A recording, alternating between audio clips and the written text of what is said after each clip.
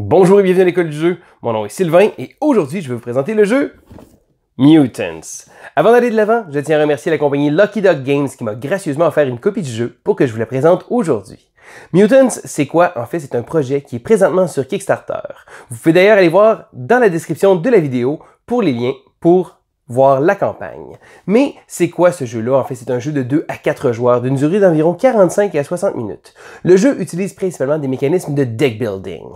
Pour ceux qui le savent, qui le connaissent, Mutants c'est en fait un jeu de mobile, donc une application mobile. Lucky Duck Games aime beaucoup faire ça, et donc il y a beaucoup de jeux comme Jetpack Joyride ou encore Vikings Gone Wild qui sont issus de petits jeux vidéo comme ça. Mais on va aller voir les règles, puis après ça je vais vous donner mon avis. Avant de débuter, je tiens à mentionner que ce que j'ai ici présentement, c'est la version prototype. Un prototype très bien fait, mais les composantes finales du jeu vont peut-être changer. En début de partie, chaque joueur va prendre un petit plateau de jeu et un deck de départ. Donc le deck de départ est composé de 6 cartes, ici comme ça, avec 2 copies de chacune. Donc ça se trouve être les mutants de départ qu'on va avoir. La main de départ de chaque joueur se retrouve d'ailleurs à être une copie de chacun de ces mutants-là. Donc je vais déposer notre main de départ ici de côté. Et ensuite, il va falloir faire la pool de gènes avancés, donc les Advanced Genes qu'on va avoir ici. Ça se trouve être les cartes qu'on va pouvoir recruter au courant de la partie.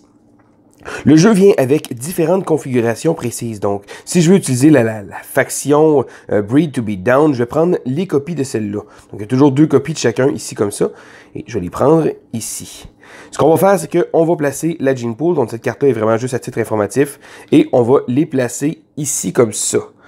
Si on veut, on peut également utiliser la méthode de draft. Donc, ce qu'on va faire, c'est qu'on va prendre toutes les cartes avec un M en bas à droite. Bon, ça se trouve à être chacune des cartes est en 2 copies. Et il y a toujours une copie avec un M et une copie sans M. Ce qu'on va faire, c'est qu'on va prendre les cartes avec le M, on va les brasser et ensuite, on va pouvoir utiliser une méthode de draft. Donc, on va prendre une pile de cartes, on va regarder, on va en sélectionner une, passer le paquet à notre voisin. Je ne conseille pas cette version-là, cette façon de jouer-là la première fois, mais après quelques parties, ça vient vraiment rajouter une autre dimension, donc de pouvoir construire son deck. Mais pour les bienfaits du vidéo ici, je vais utiliser la faction de base Breed to be Down avec ces cartes-là. Je vais ensuite prendre les cartes et les distribuer en 3 paquets égaux devant moi, ici comme ça. Ça se trouve être les cartes qui vont être disponibles pour pouvoir acheter. On va les placer en haut comme ça, et voilà, ça se trouve être les cartes. Chaque fois qu'on va prendre une de ces cartes-là, on va la prendre et on va révéler la prochaine carte du paquet comme ça. Donc, maintenant, comment se joue le jeu? Le jeu vient également avec une petite aide, une carte d'aide qui vient simplifier les choses, donc la séquence de tours, et également les différents icônes qu'on va avoir. Donc c'est pratique pour pouvoir voir l'effet rapidement des cartes. Chaque joueur a une petite carte comme ça. Comme j'expliquais, le but du jeu va être de gagner, et pour gagner, on va devoir marquer des points. Donc, avant de vous montrer la track de dominance, je vais vous montrer juste ici, comme ça ici, qui va être le plateau central du jeu, qui va servir à justement qu'on combatte. Je vais vous expliquer les choses de base du jeu, donc comment le jeu fonctionne. À la base, c'est un deck builder, donc on va jouer les cartes. Contrairement à beaucoup de deck builders, on va jouer les cartes une, et ensuite on va passer le tour à l'autre, etc. Et le round va terminer lorsqu'on n'aura plus de cartes. Bien sûr, lorsque notre deck est terminé, on va devoir, et qu'on doit piger, on va devoir rebrasser notre défausse. Donc, on va avoir joué, notre défausse va être rendu ici. La petite particularité, et c'est bien indiqué ici comme ça, avant de rebrasser votre défausse, freeze one mutant. Donc, à chaque fois qu'on va devoir rebrasser, on va devoir congeler un mutant qui va aller dans la petite zone freeze, ici comme ça. Donc, on va sélectionner un mutant, c'est nous autres qui va le choisir, et on va le mettre dans la petite zone. Ce qui est intéressant lorsqu'on va freezer les mutants, c'est qu'ils vont donner des points à la fin de la partie. Au départ, c'est juste des petits points comme ça, mais plus on va prendre des mutants avancés, et plus ils vont valoir des points. Donc, par exemple, ici, je vais freezer, mettons, le Warrior, je vais le placer dans ma zone de freeze, comme ça, ici, jusqu'à la fin de la partie, où il va servir pour un décompte de points final. Chaque tour va se faire de la même façon, et même qu'on a un petit aide-mémoire ici comme ça. Donc, on va prendre le mutant actif et on va le déplacer. Bon, le premier tour, il n'y a pas de mutant actif présentement, donc c'est certain qu'il ne se passera rien. Mais, si jamais il y aurait un mutant actif comme ça, il va falloir le déplacer dans une case gauche ou à droite. Si jamais il y avait déjà un mutant dans la case de droite, par exemple, et je le déplace, ce mutant-là va être remis dans la défausse. Donc ça, c'est la base même du jeu, d'avoir le mutant actif. On le déplace à gauche ou à droite, on a toujours le choix, et le mutant qui a été poussé va être envoyé dans la défausse. Mais ce qui est intéressant avec ce jeu-là, c'est que les mutants ont souvent une habilité. Donc, lorsqu'on va les placer comme mutants actifs, on va gagner plus 2 sur la traque de dominance. Je vais y revenir dans quelques instants. Et lorsque le mutant va sortir, donc lorsqu'on le pousse vers la défausse, il va avoir également une habilité. La plupart des mutants ont tous des habilités comme ça, des habilités d'arrivée et de fin. Donc, certains, c'est des pouvoirs défensifs, mais la plupart, c'est comme ça ici. Donc, arrivée et à la sortie. Maintenant, comment on fait pour avoir un mutant qui va arriver dans la case actif? En fait, ça se trouve être, je remonte encore la séquence de jeu ici. Donc, au départ, on va déplacer le mutant actif. Bon, à gauche ou à droite, si jamais il est bougé, il y a un leave effect qui est activé. Maintenant, on va prendre une action et une seule action, et ensuite, on va passer à l'autre joueur, et ainsi de suite, jusqu'à temps que tous les joueurs n'aient plus de cartes et ne puissent pas jouer. Donc, première chose qu'on peut faire, on peut déployer un mutant. Eh bien, c'est très simple. On prend un mutant de notre main, et on va le déposer dans la case active. En théorie, la case active est toujours vide parce qu'au début du tour, on le déplace. Ensuite, les deux autres choses qu'on peut faire, on peut choisir de faire Breed for a Mutant. C'est quoi? En fait, c'est qu'on va essayer d'aller chercher un mutant de notre case ici avancée. Donc, ce sont des mutants toujours un peu plus forts.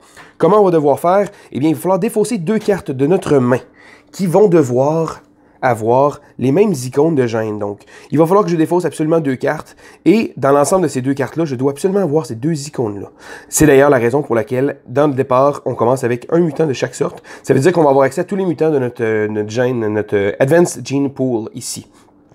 Éventuellement, on va avoir des cartes qui vont avoir plusieurs icônes, donc comme celle-ci par exemple. Si je voudrais recruter une autre carte identique, je vais pouvoir la défausser, ça va compter pour mes 2 icônes, mais je dois toujours défausser 2 cartes. Donc même si j'ai déjà les icônes avec ma première carte, je dois quand même en défausser 2, c'est très important. Et ensuite, on va placer immédiatement le mutant qu'on a justement généré avec les pools avancés de gènes. On va le placer directement dans la zone des mutants actifs. Et la dernière chose qu'on peut faire, incuber un mutant. Donc, ce qu'on va faire, c'est que cette fois-ci, on va prendre encore une carte de notre main et on va le placer dans l'incubateur. L'incubateur est une petite zone ici, comme ça, qu'on va placer ici. Il ne peut n'avoir qu'un seul mutant dans la zone d'incubation. Qu'est-ce que ça va faire? C'est que le mutant qui est incubé, à la fin du tour, va aller sur le dessus du deck. Ça veut dire que le prochain tour, on va le piger immédiatement. Donc, c'est une façon un peu délayée de pouvoir obtenir un mutant qu'on n'aurait pas nécessairement été capable de jouer immédiatement ou qu'on voudrait simplement jouer le prochain tour. Donc ça se trouve être la structure générale du jeu. Et tous les tours vont se dérouler de la même façon. Donc, on déplace le mutant actif, on prend une action, c'est à l'autre joueur, et on va y aller jusqu'à temps que les joueurs aient tous passé et n'aient plus de cartes, ou ça va terminer la fin du round. Maintenant, je vous amène vers différents icônes, et qu'est-ce que ça fait? Et principalement, cette icône-là, qui se trouve à être le nerf du jeu, la traque de dominance, donc le petit plateau de dominance. On prend une petite pause, et je vais vous montrer le plateau immédiatement. Voici donc le plateau de dominance. Donc, ça va être un peu le nerf du jeu. Il va également servir de décompte pour les tours. Donc, la partie va jouer en 5 tours. On va placer un petit marqueur ici comme ça. Et ce qu'on va faire, c'est que tous les joueurs vont prendre un petit marqueur de leur couleur comme ça ici. Donc, le premier va servir pour marquer les points. Donc, on va le placer, bon, le 0 ici. Et les autres vont être placés sur cette jauge ici. Le premier joueur, donc lorsqu'on commence, on va déterminer le premier joueur. Donc, lorsqu'on va avoir déterminé le premier joueur, la personne à la droite, donc si on veut le dernier joueur, va placer son petit marqueur ici comme ça. Et ensuite, à tour de rôle, les joueurs jusqu'au premier joueur, donc la personne qui va commencer, vont placer leur petit marqueur comme ça ici. Comme j'expliquais plus tôt, lorsqu'on utilise une des habilités les plus présentes des mutants, ici comme ça, plus 1 ou encore moins 1, donc ce qu'on va faire, c'est qu'on va monter sur la traque de la dominance. Qu'est-ce que ça fait, cette jauge-là? Lorsqu'on monte, premièrement, on va monter par-dessus les autres joueurs et on va se relancer. Donc, des fois, on va monter, des fois, on va faire descendre les autres joueurs. Si jamais on descend un joueur, on va toujours le placer en dessous parce que c'est le joueur par en haut qui est considéré comme étant le plus avancé. Mais ce qui est intéressant, c'est lorsqu'on arrive au haut de la jauge ici, comme ça. Et si jamais le joueur bleu devrait avancer de 1, donc avancer de 1 sur la gauge ici, on ne peut pas avancer. À ce moment-là, tous les autres joueurs vont descendre de 1. Ça se trouve être un peu on va se relancer comme ça pour pouvoir essayer de voir c'est qui va être le plus dominant. Ce qui est intéressant, c'est que si tous les autres joueurs se retrouvent à être dans la zone rouge, à ce moment-là, il va avoir brisé la compétition, donc crush the competition. Ça va mettre fin immédiatement au tour. Et ça va faire en sorte souvent qu'on va marquer beaucoup de points. Parce que à la fin du tour, donc lorsque le tour se terminerait, soit par justement qu'on ait écrasé la compétition, ou encore que tous les autres joueurs aient finalement n'aient plus de cartes, on va marquer des points. Donc au premier round, le chiffre en gros est toujours le chiffre de la personne qui est la plus élevée. Donc le joueur qui va être le plus en haut va marquer 4 points. Tous les joueurs qui sont dans le milieu, donc qui n'est pas le dernier. Si jamais on jouerait à 2 joueurs, ben à ce moment-là, ben il y aurait personne qui marquerait le petit 2 points. Mais ici, dans le cas présent, tous les joueurs qui sont au milieu vont marquer 2 points, parce que c'est le chiffre écrit en petit, et le joueur qui est dernier ne reçoit jamais de points. Ensuite, à la fin du tour, lorsqu'on va arriver au deuxième tour, on va réorganiser les icônes comme ça, les petits marqueurs. Ce qu'on va faire, c'est que le joueur le plus en arrière, donc le joueur avec le moins de points, va commencer ici comme ça. Et ainsi de suite autour de la table comme ça. Et voilà. Et c'est le joueur jaune qui va débuter le prochain tour. Donc, le joueur qui a le moins de points va toujours commencer le plus haut. Puis en fait, même au départ, le joueur qui commence va toujours être le plus bas. Donc, c'est comme ça que ça fonctionne. Donc, ici, ça se trouve à être vraiment, comme j'expliquais, le nerf du jeu. Il y a beaucoup d'icônes comme ça qui vont avoir souvent des références.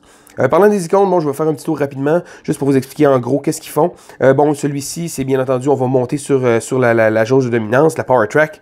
Ici, on va perdre 1.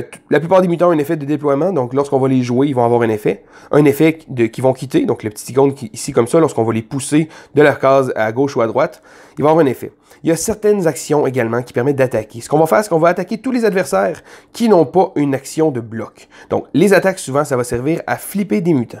Qu'est-ce que ça fait des mutants flippés? En fait, on va prendre simplement le mutant sur notre plateau de jeu et on va le retourner de côté, le rendant inactif. Donc, quand il va sortir, il ne produira pas son effet de sortie et ça va également faire en sorte que s'il y a une habilité très intéressante, l'habilité va être annulée parce que le mutant va être à l'envers. Il n'y a pas grand-chose qui permet de pouvoir retourner un mutant, sauf si une carte vous dit spécifiquement de retourner un mutant qui est flipped, mais c'est plutôt rare. L'action bloc, ici, c'est très très simple. Lorsqu'une attaque est faite de n'importe qui, l'action bloc va pouvoir s'activer et il va canceller immédiatement l'effet de l'attaque. Donc, si ça permettait de pouvoir flipper un nouveau mutant, donc ça va bloquer littéralement ça et l'action de bloc est obligatoire. Donc, en utilisant le bloc, souvent, ce qu'on va faire, c'est que justement, le mutant qui va bloquer va se retourner de côté et ainsi de suite.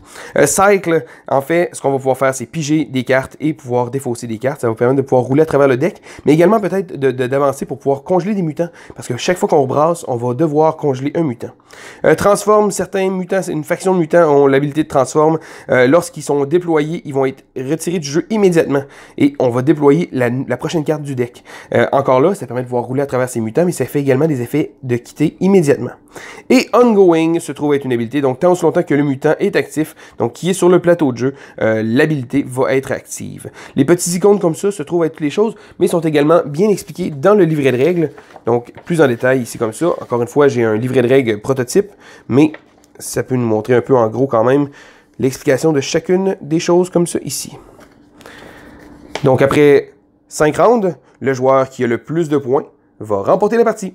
Et c'est comme ça qu'on joue à Mutants.